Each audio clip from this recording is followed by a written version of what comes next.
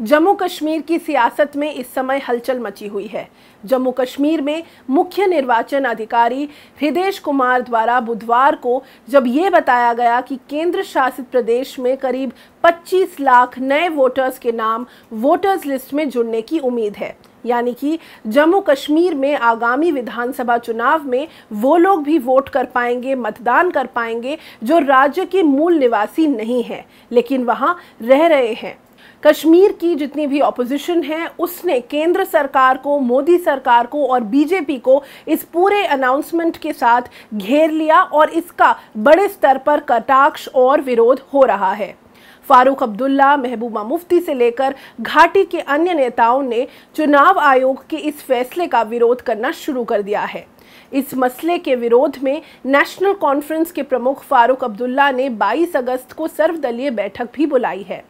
जम्मू कश्मीर के चुनाव में गैर स्थानीय लोगों का मतदान करने संबंधी खबरों पर घाटी के नेताओं की तरफ से लगातार तीखी प्रतिक्रियाएं सामने आ रही हैं।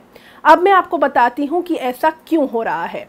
नेशनल कॉन्फ्रेंस के नेता ओमर अब्दुल्ला ने ट्वीट करके ये सवाल उठाया कि क्या भारतीय जनता पार्टी जम्मू कश्मीर के वास्तविक मतदाताओं के समर्थन को लेकर इतनी असुरक्षित है कि उसे सीटों को जीतने के लिए अस्थायी मतदाताओं को आयात करने की जरूरत पड़ गई। जब जम्मू कश्मीर के लोगों को अपना मत अधिकार प्रयोग करने का मौका दिया जाएगा तो इनमें से कोई भी चीज भाजपा की सहायता नहीं करेगी। पीडीपी पार्टी की अध्यक्ष महबूबा मुफ्ती ने यह कहा कि इस प्रक्रिया का असली उद्देश्य स्थानीय आबादी को शक्तिहीन करना है। महबूबा मुफ्ती ने यह भी कहा कि जम्मू कश्मीर में चुनावों को स्थगित करने संबंधी भारत सरकार का निर्णय पहले भाजपा के पक्ष में पलड़ा झुकाने और अब स्थानीय लोगों को वोट देने की अनुमति देने से चुनाव परिणामों को प्रभावित करने के लिए है। असली उद्देश्य स्थानीय लोगों को शक्तिहीन करके और जम्मू कश्मीर का जो शासन है जिस तरह से वो चल रहा है उसको जारी रखने का असली उद्देश्य है।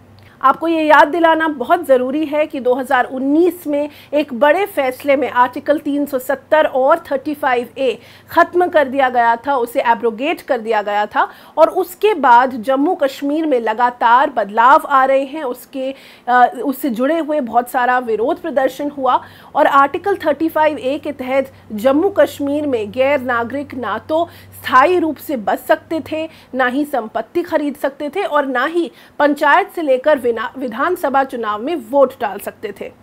उन्हें सिर्फ लोकसभा चुनाव में वोट डालने का अधिकार दिया गया था।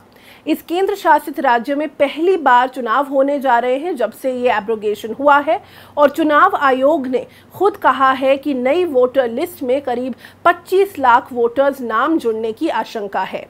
इन वोटर्स में बहुत सारे नौजवान लोगों के शामिल होने की उम्मीद है जो कि युवा हैं और उसके साथ साथ जो सुरक्षा बलों में जवान तैनात हैं और जम्मू और कश्मीर में लंबे समय से काम कर रहे हैं, प्रवासी लोग हैं, उन्हें भी इस वोटर्स लिस्ट में शामिल किया जाएगा। अब ये लोग जम्मू और कश्मीर के चुनाव में मतदान कर सकेंगे। जम्मू और कश्मीर के लोग इसका लगातार विरोध कर रहे हैं क्योंकि जब धारा 370 को हटाया गया और 35A को हटाया गया उसके बाद से एक ऐसा माहौल था कि जो सिंबॉलिक पावर थी लोगों के पास उसको भी केंद्र सरकार छीनने की कोशिश कर रही है और जम्मू और कश्मीर को एक केंद्र शासित राज्य बनाने की कोशिश कर रही है ताकि वहाँ के जितने भी रिसोर्सेज हैं, जितना भी उनके पास पॉलिटिकल पावर है, राजनीतिक पावर है, उसको छीनने की कोशिश कर रही है। ऐसा जो प्रदर्शनकारी थे उन्होंने अपना पक्ष रखा था और बड़े स्तर पर इसका विरोध भी हुआ था।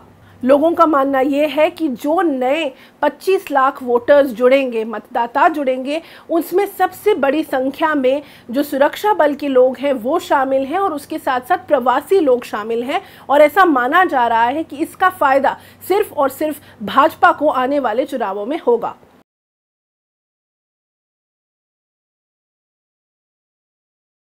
द वायर के और वीडियोस देखने के लिए सब्सक्राइब करें और बेल आइकन पर क्लिक करें।